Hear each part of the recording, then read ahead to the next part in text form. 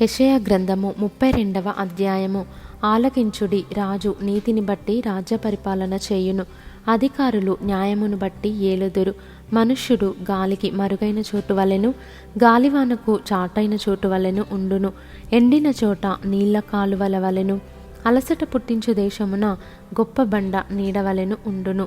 చూచువారి కన్నులు మందముగా ఉండవు, వినువారి చెవులు ఆలకించును. చంచలుల మనస్సు జ్ఞానము గ్రహించును, నత్తివారి నాలుక స్పష్టముగా మాటలాడును. మూఢుడు ఇక ఘనుడని ఎంచబడడు, కపటి ఉదారుడనబడడు. మూఢులు మూఢవాక్కులు పలుకుదురు, భక్తిహీనముగా నడుచుకొందురు. యెహోవాను గూర్చి కాని మాటలాడుచు, ఆకలిగొనిన వారి జీవనాధారము తీసుకొనుచు, దప్పిగొనిన వారికి పానీయము లేకుండా చేయుచు, హృదయపూర్వకముగా పాపము చేయుదురు. మోసకారి సాధనములను చెడ్డవి. నిరుపేదలు న్యాయవాదన చేసినను, కళ్ళ మాటలతో దీనులను నాశనము చేయుటకు వారు దురాలోచనలు చేయుదురు.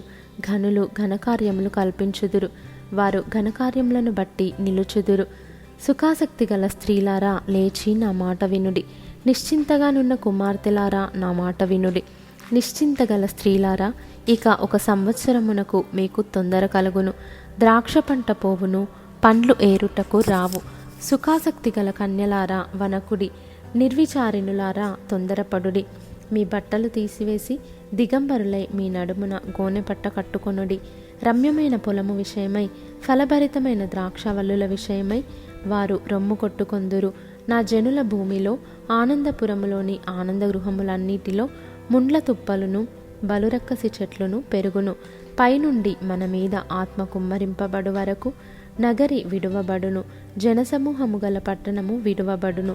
కొండయు కాపర్ల గోపురమును ఎల్లకాలము గుహలుగా ఉండును. అవి అడవి గాడిదలకు ఇష్టమైన చోట్లుగాను, మందలు మేయు భూమిగాను ఉండును.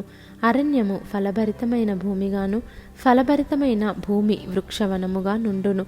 అప్పుడు న్యాయము అరణ్యంలో నివసించును, ఫలభరితమైన భూమిలో నీతి దిగును.